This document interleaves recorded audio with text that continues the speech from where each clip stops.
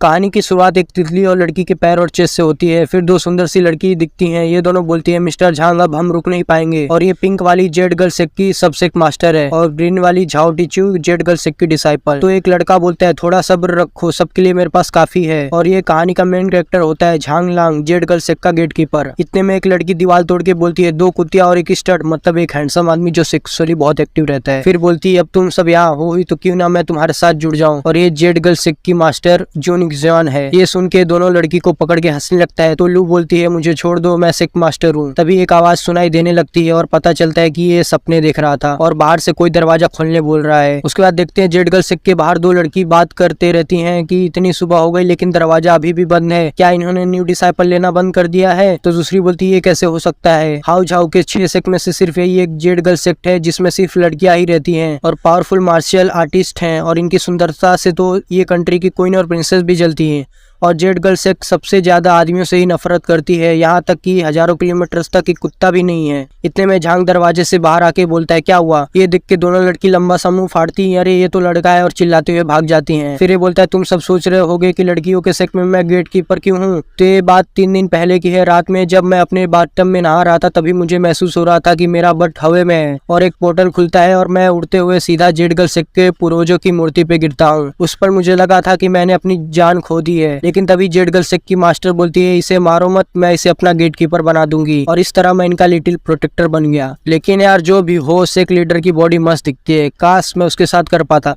अब भाई लोग तुम मेरे से मत पूछना ये क्या करना चाहता, मतलब तुम खुद ही समझ जाओ। और तभी अचानक से इसे कुछ होने लगता है और इसकी बॉडी गर्म होने लगती है। उसके बाद एक मैसेज आता है कि सिस्टम शुरू हो गया है और ये अपने कॉन्शियस के अंदर पहुंच जाता है और इसे एक लड़की दिखती है। तभी एक और मैसेज आता है, आधी रात से पहले सेक लीडर से मिलने जाओ उसके बेडरूम में, अगर फेल हुए तो मारे जाओगे। ये सुन के बड़ा सा मुंह फाड़ के बोलता है, क्या तुम मेरे साथ मजाक कर रहे हो, सेक मास्टर से मिलने जाना है वो भी रात में, 800 मीटर चलने से पहले ही मेरे बॉडी के टुकड़े टुकड़े हो जाएंगे। तो लड़की बोलती है, बकवास बंद करो और जो टास्क मिला है वो पूरा करो। और फिर ये वापस अपने बॉडी में आ जाता है और बोलता है, ये क्या बकवास है। उसके बाद जेड गर्ल सेक के मेन हॉल के बाहर देखते हैं, ये छुप छुप के सेक लीडर के कमरे के पास जाते रहता है और पहुंच के सोचने लगता है, क्या बाहर खड़े होने से काम नहीं चलेगा, अंदर जाना ही पड़ेगा क्या। और दरवाजे से झांक के देखता है सेक लीडर अभी भी जाग रही है और ये मन में बोलती है, ये कौन है, क्या मेरे रूम के बाहर घूमना काफी नहीं था जो मेरे रूम के अंदर चले आए। अगर मैं कल्टीवेशन के क्रिटिकल पॉइंट पे नहीं होती तो अभी तक इसे मार दी होती। उसके बाद ये रूम के अंदर जैसे ही पैर रखता है वैसे एक बड़ा सा धमाका हो जाता है और टास्क पूरा होने का मैसेज आता है और रिवॉर्ड में इसे डिवाइन बॉडी और गॉड लेवल के जूते मिलते हैं। इतने में सेक मास्टर इस पे अटैक कर देती है तो ये बोलता है, वाह क्या नजारा है। और तभी मैसेज आता है, डिवाइन बॉडी 40% चार्ज हो गई है और इसके अंदर पावर आ जाती है। फिर ये जून एक्जान का पैर पकड़ लेता है। ये देख जून एक्जान चौंक जाती है और सोचने लगती है, इसने एक हाथ से ही पैर पकड़ लिया, कौन है ये। तभी ये देखता है पीछे से बाकी सब भी आ रही हैं तो ये तुरंत यहाँ से भागने लगता है। इतने में लू और टीचू आ जाती हैं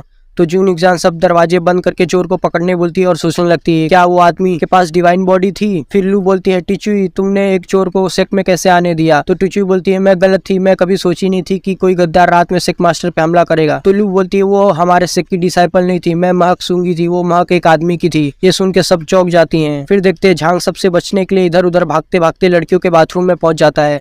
तो एक लड़की इसे देख लेती है और चिल्ला देती है, फिर सब इसे मार के भगा देती हैं। तभी मैसेज आता है, खतरा, डिवाइन बॉडी 130% चार्ज हो गई है, जल्दी से इसे रिलीज करो। और ये मन में बोलता है, ऐसा लग रहा है मेरी बॉडी फटने वाली है। इतने में पीछे से टीचू आ जाती है और इसे रुकने बोलती है। फिर देखते हैं एक जवान सेक के डिसाइपल लेटर देने आए हैं और इनकी नजर झांग पे पड़ती है और झांग को रोकने के लिए उस पर अटैक कर देते हैं। तो झांग गुस्सा हो जाता है और अटैक करते हुए बोलता है, हट जाओ मेरे सामने से। उसके बाद देखते हैं झांग रस्सियों में बंधा हुआ है और टीचू पूछती है, क्या तुम्हें याद है कल तुमने क्या किया था। तो एकदम मासूम सा चेहरा बना के बोलता है, नहीं मुझे नहीं याद। तो ये बोलती है, तुम झूठ मत बोलो, तुम बस मामूली इंसान बनने का नाटक कर रहे थे, तुम्हारा कल्टीवेशन कम से कम लेवल 6 कंडेंसिंग स्टेज पे है। तो लू बोलती, कंडेंसिंग 6th स्टेज ये हो ही नहीं सकता, यहाँ तक टीचू केवल पीक कंडेंसिंग मैरो स्टेज पे ही है। तो टीचू बोलती है, मेरे पास गवाह है और तीनों से पूछती है, क्या तुम पे इसी ने हमला किया था। तो तीनों बोलते हैं, हमें याद नहीं और मन में बोलते हैं, हम इन्हें बिल्कुल भी नहीं बता सकते कि हम एक गेट कीपर से पिटे हैं, हमारे सेक की इज्जत का सवाल है। तो टीचू बोलती है, तुम लोग को याद नहीं। इतने में पीछे से झांग बोलता है, मुझे याद आया, वो तुम ही थी जिसने इन्हें चोट पहुंचाई थी, मुझे पता नहीं था तुम इतनी घटिया औरत हो। तभी पीछे से ये तीनों भी बोलने लगते हैं, हाँ हाँ वो तुम ही थी जिसने हमें चोट पहुंचाई थी। और मन में बोलते हैं, यही सही होगा। वैसे भी सब इसे जेड गर्ल सेक की चिड़चिड़ी चुड़ैल बुलाते हैं। फिर जून एक्जान तीनों को बाहर फेंकने बोलती है तो एक बोलता है, हमें 6 मिशन को पूरा करने का हुक्म मिला है और हवा में उड़ते हुए बोलते हैं, तुम्हें इसका अफसोस होगा। तो फिर झांग बोलता है चलो मैं जाता हूँ मेन गेट पे गार्ड करने। तो लू बोलते है रुको मुझे तुम्हारी पल्स देखने दो। और सेक लीडर से बोलती है ऐसा लगता है झांग के बॉडी में प्योर एनर्जी की कमी है। टीची उस दिन तुम ही वहाँ थी क्या? तुमने ही वो तीनों को चोर समझ के चोट पहुंचाई थी? तो टीची बोलती है सीनियर वो यही था, लेकिन एकदम मासूम से चेहरा बना के खड़ा हो रहता है। तो टीची गुस्से में झांग का गला पकड़ के बोलती है तू कमजोर होने का दिखावा कर रहा है क्यों? है ना, बोल वरना मैं तुझे पीटते रहूंगी। तभी इसकी डिवाइन बॉडी 70% चार्ज हो जाती है। फिर जून एक्जान टीची को रुकने बोलती है और ये छोड़ देती है। तभी मैसेज आता है तुम्हें मैं अब नया टास्क दूंगी। पहला टास्क है तुम जियांगबो पीक पहुंचो और दूसरा टास्क है ये सामान कोई भी औरत को पहना, वो भी 72 आवर्स के अंदर, वरना तुम मारे जाओगे। तो झांग पूछता है कौन सा सामान? तो सिस्टम इसे ब्लैक स्टॉकिंग देती है।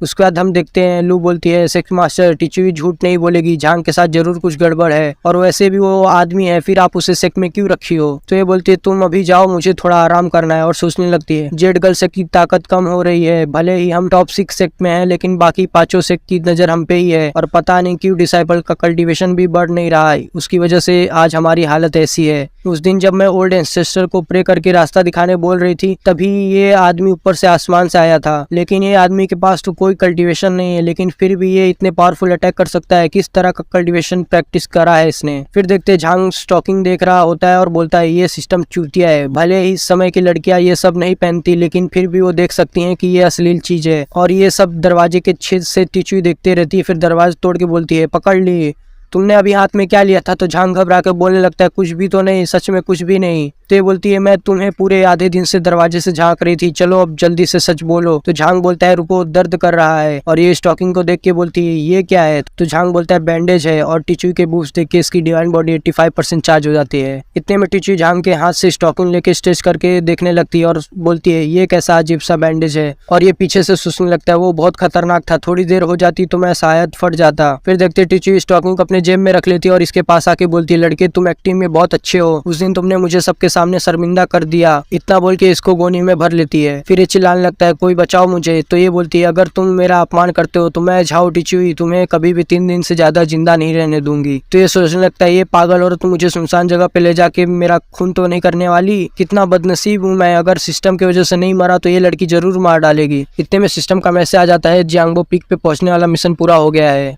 और रिवॉर्ड में इसे 3 मिनट के लिए इसकी बॉडी गायब हो जाएगी, ऐसा बोलती है, लेकिन कब और कैसे होगी ये नहीं पता। फिर देखते हैं टीचू जियांगबो पीक पे इसको लाके पटक देती है और गोनी खोलते हुए बोलती है देखो मैंने तुम्हारी कब्र के लिए कैसी जगह ढूंढी है। और ये सब पीछे झाड़ियों में से कोई तो देखते रहता है। फिर देखते हैं झांग गड्ढा खोद रहा होता है और बोलता है टीचू सिस्टर क्यों ना हम इस पे थोड़ी बात करके सुलझा ले। और मन में सोचने लगता है ये लड़की तो सीरियस हो गई है, ऊपर से मेरा चार्जिंग भी पूरा नहीं हुआ है, पता नहीं मैं इसे हरा पाऊंगा या नहीं। तो ये बोलती तुम्हारे पास सिर्फ 2 रास्ते हैं, या तो गड्ढे में दफन हो जाओ या फिर मेरे हथौड़े से कुछ ले जाओ, वैसे एक तीसरा रास्ता भी है, तुम अपनी पूरी ताकत दिखाओ और मुझे हरा दो। इतने में ये बोलता है अपने पीछे देखो। तो ये बोलती है चूतिया समझे हो क्या मुझे, मैं पीछे देखूं ताकि तुम भाग जाओ। और तभी पीछे से 2 मॉन्स्टर टीचू पे हमला करने वाले ही रहते हैं। इतने में ये हट जाती है, लेकिन तभी कोई इसके ऊपर एरो चला देता है और एक एरो इसके हाथ पे लग जाती है। फिर ये सोचने लगती है इतने सारे डीमंस कहाँ से आ गए और हमला कर देती है डीमंस पे, लेकिन फिर इसका घाव दर्द करने लगता है और पॉइजन फैलने लगता है। ये देख झांग सोचने लगता है वो एरो में तो पॉइजन था, वो भी बहुत पावरफुल। तभी झाड़ियों में से डीमन हाई प्रीस्ट निकलता है और बोलता है मैं शांति से जाना चाहता था,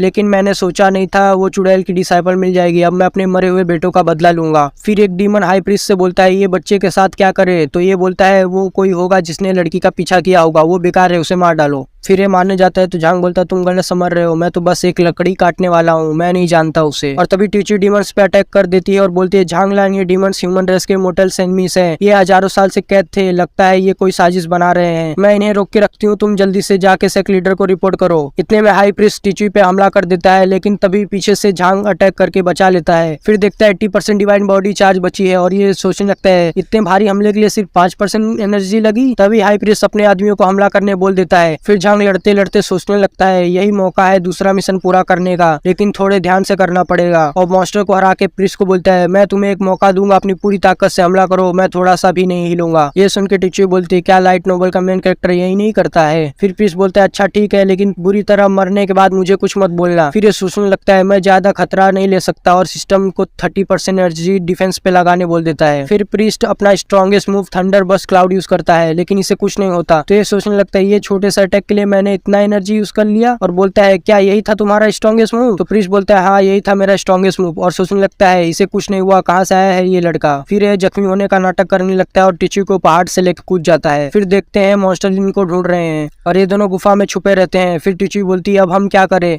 तो ये बोलता है एक तरीका है मेरे जख्म ठीक करने का, तुम्हें वो बैंडेज याद है? तो ये बोलती है हाँ ये रही, क्या मैं इसे तुम्हारे जख्म पे लगा दूं? तो ये बोलता है नहीं, तुम्हें उसे पहनना है। और यहाँ पे हमारा ये एपिसोड खत्म हो जाता है।